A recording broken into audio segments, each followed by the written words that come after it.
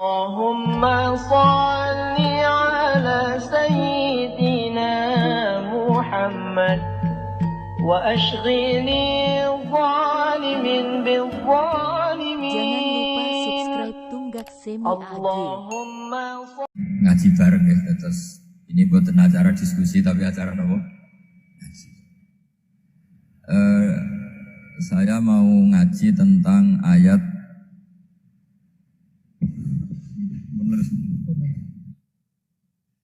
Qul bi fadlillahi wa bi rahmati fa bidzalika falyafrahu.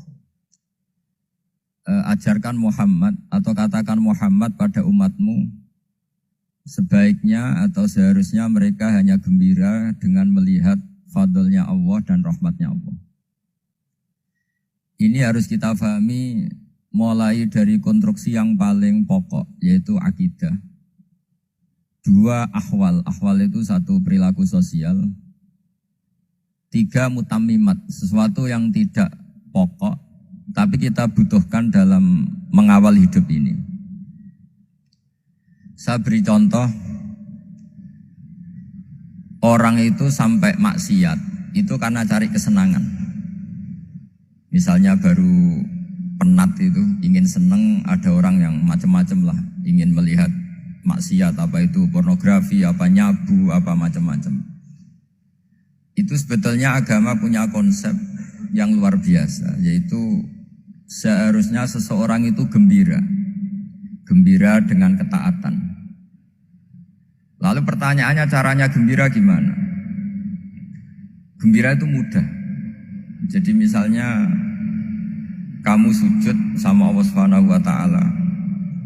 Terus cara berpikir begini, ini sekaligus ijazah.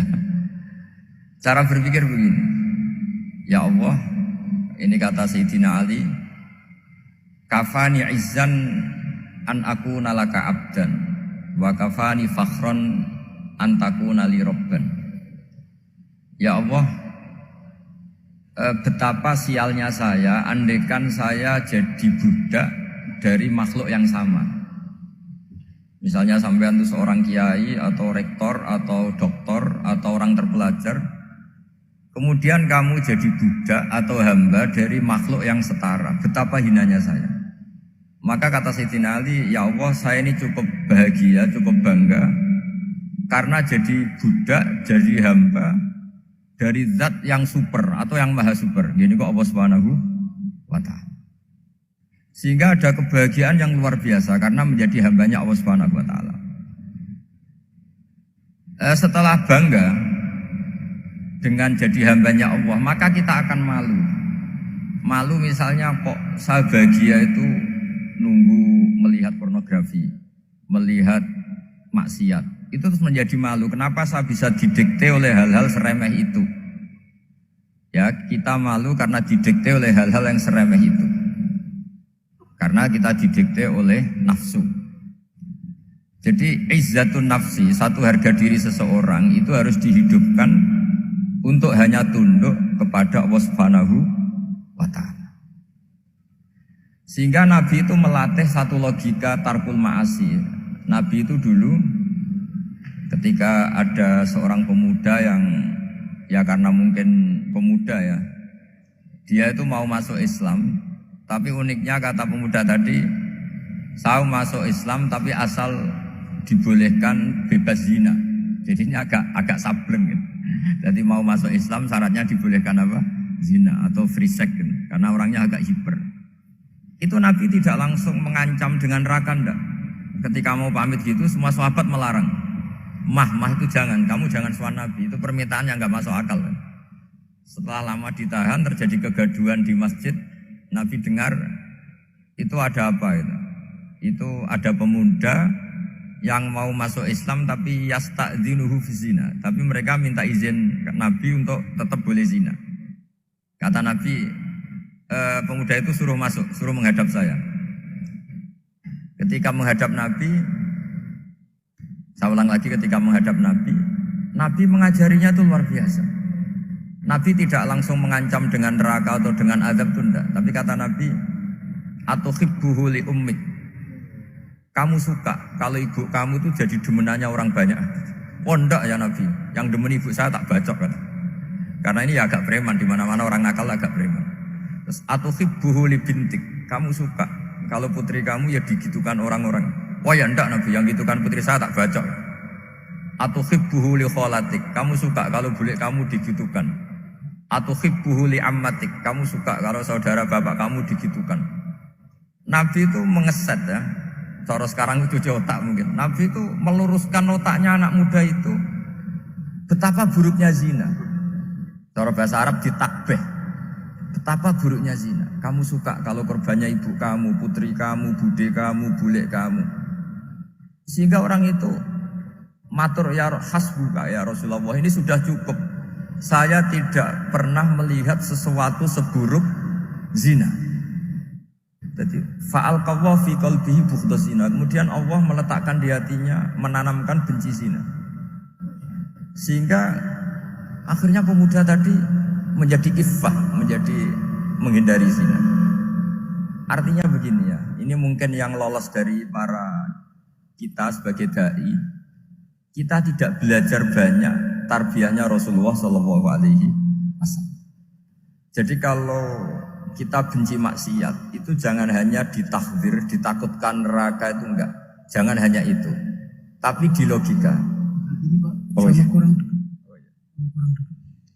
Jadi kalau kita menghindari maksiat itu selain karena takut azab, itu ada logika.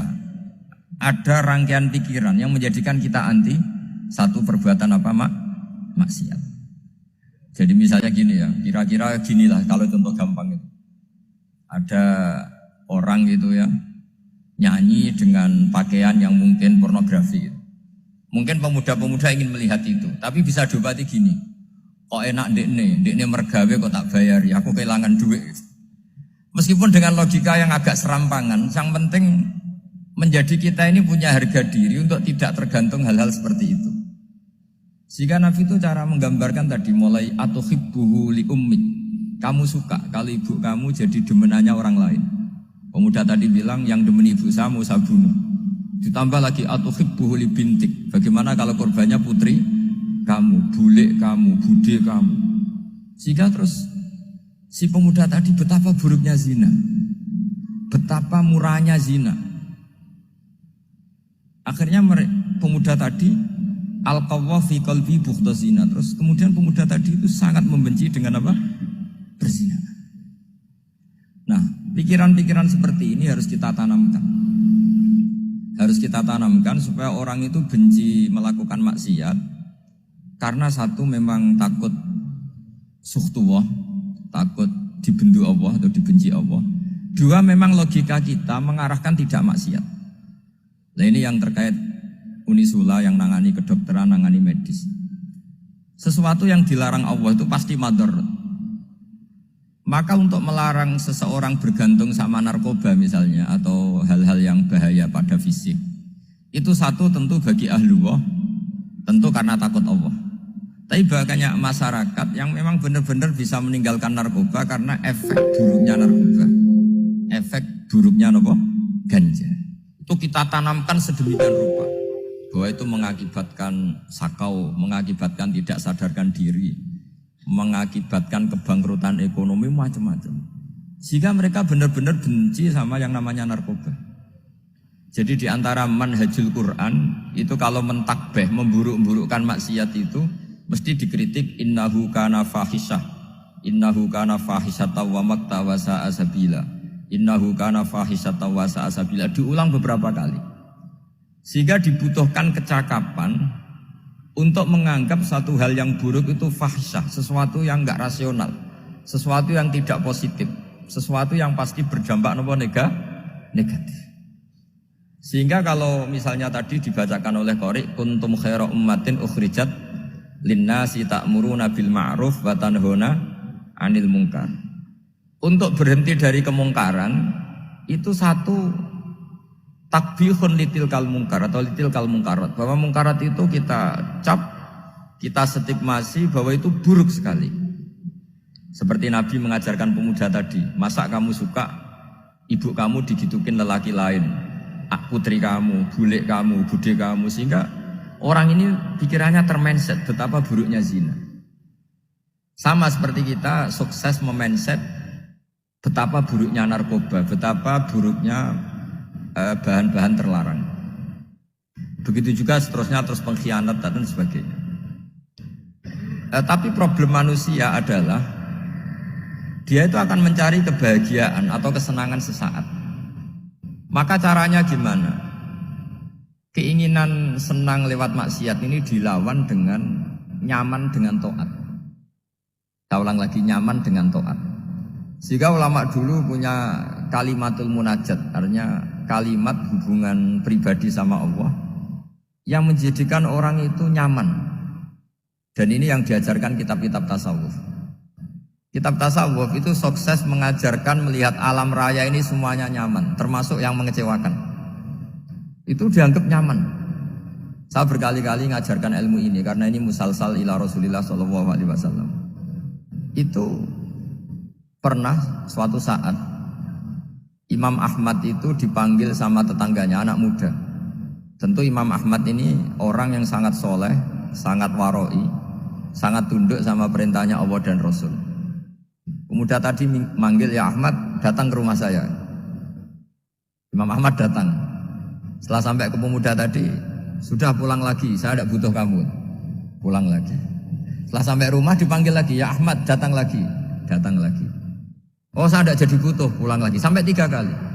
Dan itu perangai ekspresi Imam Ahmad itu atau ulama lain yang sesoleh beliau itu nyaman, indah. Beliau tetap senyum-senyum nyaman itu. Beliau tidak tersinggung, tidak terprovokasi, pokoknya tidak tersinggung, kelihatan nyaman. Lama-lama pemuda ini terus tanya, ya Ahmad, kamu saya perlakukan seperti ini kok tidak tersinggung? Kamu senyum-senyum saja, happy-happy saja. Jawabnya Imam Ahmad itu unik. Wahai pemuda, saya kamu panggil itu senang sekali. Karena kata Nabi, kalau kamu iman dengan Allah dan Rasul, maka hormatilah tetangga. Jadi saya senang. Karena nuruti perintah Allah untuk menghormati tetangga. Jadi tidak ada urusannya dengan kamu. Kagetnya kayak apa? Jadi dipanggil tetangga ya senang karena melakukan perintahnya Allah dan Rasul, yaitu ikramul jar, fal yukrim jarum. Disuruh pulang, kamu ingin saya pulang, ya saya pulang. Disuruh datang, ya saya datang. Jadi saya tidak tersinggung, saya tidak ada urusan dengan kamu. Urusan saya dengan Allah Subhanahu wa Ta'ala. Itu kalau bapak-bapak istrinya ngomel terus sabar itu ya bagus. Saya tidak punya urusan. Kalau kamu terprovokasi oleh istri, berarti kamu didikte oleh makhluk. Masa seorang rektor didikte makhluk? Kan tidak keren. Apalagi seorang habib didikte makhluk, kan tidak keren. Yang bisa mendikte kita hanya Allah Subhanahu wa Ta'ala. Dan Allah mendikte kita, mengajarkan dia wa ashiruhunna bil ma'ruf fa in karihtumuhunna fa asa an takrahu shay'an wa yaj'alallahu fi khairan katsira. Jadi cara melihat istri kita bawel gitu atau cerewet, alhamdulillah ini ada pahala tanpa modal, cukup sabar. Kalau istri kamu sedang mesra malah mintanya ke mall, malah biayanya tinggi. Murah mana dapat pahala dimarahin sama saat mesra minta ke mall? Milih yang pertama kan? Nah ya itu tidak usah modal itu. Ya gitu aja. Jadi kalau istri sedang marah bawel, anggap saja ini rezeki. Dapat pahala tanpa apa? Biaya. Nah kalau pas rukun malah nantang ke mall, biayanya malah tinggi. Jadi ulama dulu itu melihat dunia itu happy. Pernah Imam Syafi'i dikasih tahu, orang yang tadi nyium tangan kamu ya, itu di rumah menghujat Anda. Jadi dia sopan hanya di depan Anda, kalau di luar menghujat Anda. Jawabnya Imam Syafi'i lucu. Ya baguslah. Yang cerita ini kaget. Kenapa bagus ya Aba Abdillah? Kalau manggil Imam Syafi'i ya Aba Abdillah. Ya berarti saya masih wibawa, di depan saya tidak berani katanya. Jadi dipandang enteng saja. Jadi kalau kamu di depan kamu istri kamu tidak berani belanja, tidak ada kamu belanja banyak, anggap saja Anda wibawa. Jadi enteng saja. Pernah Imam Syafi'i dikasih tahu, separuh dari kampung Anda itu nggak suka kamu. Ya baguslah. Kenapa? Oh nak rukun malah bakal utang katanya gitu. Kira-kira yang utang itu yang rukun apa yang neng-nengan? Yang rukun. Jadi enteng saja mungkin. Masyhur itu makalahnya Imam Syafi'i. Waman asa'a ilaika faqad atlaqaka. Orang yang berbuat buruk sama kamu berarti membebaskan kamu. Kalau saya sedang nenengan sama Habib Hasan Toha Putra, beliau naik Alphard nggak nawarin saya sah karena baru nenengan. Tapi kalau sedang rukun malah harus repot mana? Rukun sama tidak rukun? Repot rukun sebetulnya. Jadi Imam Syafi'i itu happy saja. Kalau sedang rukun sama tetangga ya dianggap rukun itu satu kenikmatan. Sedang tidak rukun ya dianggap satu kenikmatan. Jadi orang dulu itu serilek itu melihat dunia.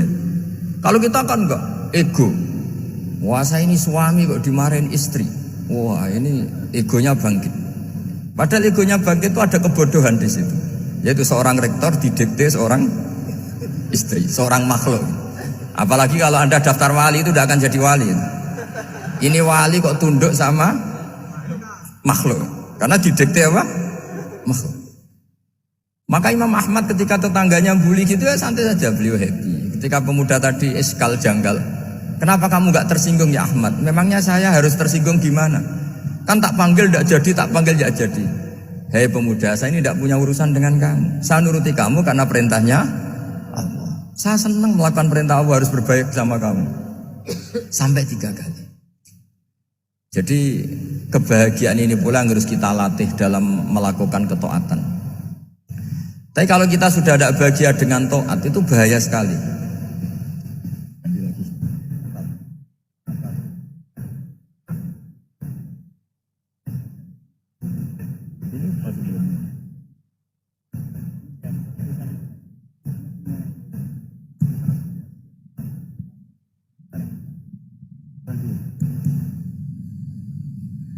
Harus gini bang prosedurnya. Di maklum itu. Gimana? Oh yang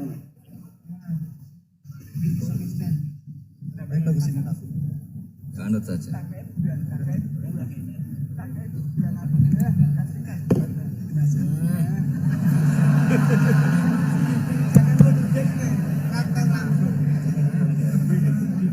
Ya. Sudah, ini sudah bisa. Oh, sudah, ini sudah benar. Untungnya kiainya latihan jadi wali, jadi gak tersinggung. Kalau ndak ini sudah masalah ini. Paling ndak kan baru ngajarkan gitu, masa ada bisa meraktekkan gitu.